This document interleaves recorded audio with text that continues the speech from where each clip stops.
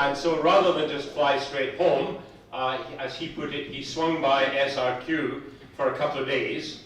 And then when our daughter heard that her brother was coming down and her family were heading off overseas, she couldn't manage to go with them, she said, hey, I'm not going to miss out on this. So on Thursday, Joan and I picked up Jill at SRQ at 9:30, and then we were back at midnight for Andrew's incoming flight from Atlanta. He had no idea his big sister was going to be there, and I wish you had seen his face when we all caught up. So it's been an absolutely fabulous weekend, and this has just capped it off superbly.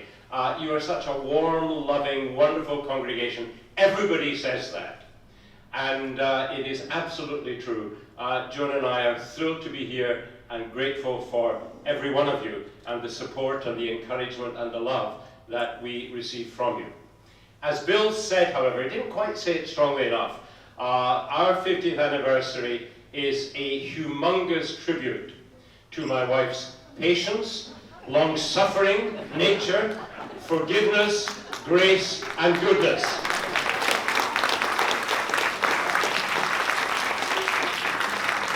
And if you're wondering how such a young lady can clock up 50 years of marriage, I married her when she was an embryo. Actually, it was 1962. She was 14, I was 16 when we first met. And it took 7 years before we finally got married. I was still in seminary at the time.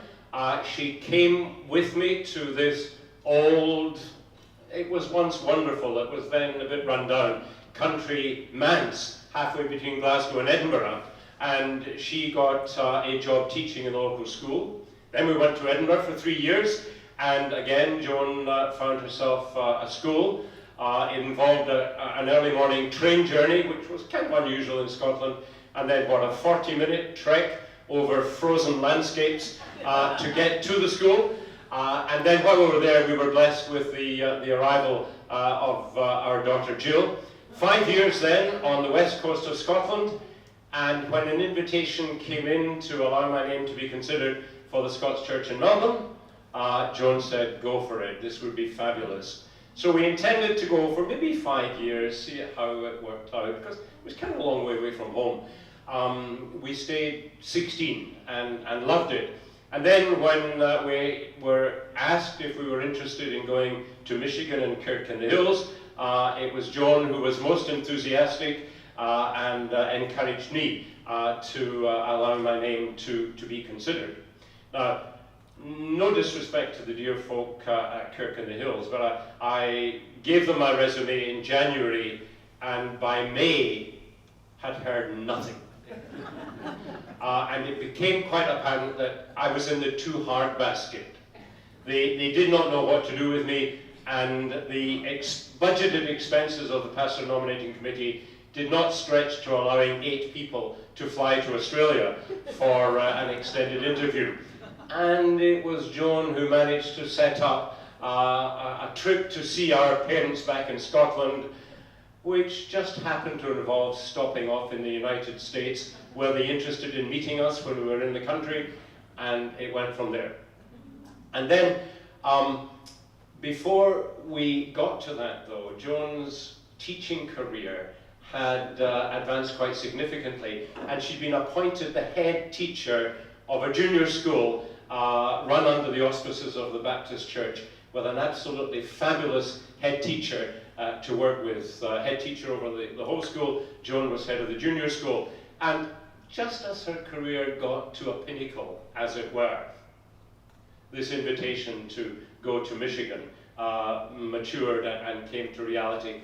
And yet again, she put her consideration, her career, her interests secondary to mine and the ministry to which I have been called. So in a very real way, not in the caricature, at least I don't know if it's the case in America, but in Scotland, ministers' wives have a kind of bad reputation for being the busybodies who run the women's organizations and run all the women and crack all the whips. And this lady is utterly different. She is warm, she is gracious, she is kindly, And she puts up with the fact that just when she's got something exciting planned, I say, look, I'm terribly sorry, I can't do it, I've got a session meeting, or something horrible like that. So, as I just touched on it very briefly, because obviously a sermon is not the time to do it, but when I said earlier on that a good marriage enriches and blesses us, I really do mean it when I say I am living proof that this is true. So, thank you for everything. Thank you for everything. Are you ready for some cake?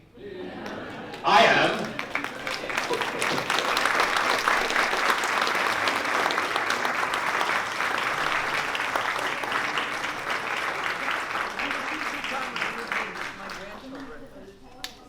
In Michigan. Yeah. Both together? Yeah. Oh, good, yeah. It's straight. Yeah, straight. One more, just to be sure. Wait.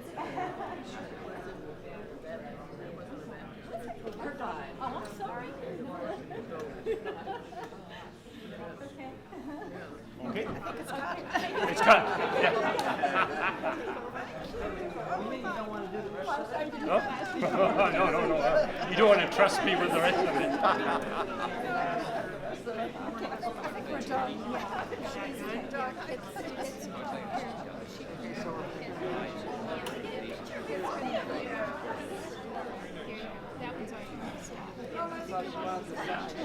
Oh, sorry. Yes, sure. Yes, I think want the thorn between the roses. Oh, then should you go the other thing?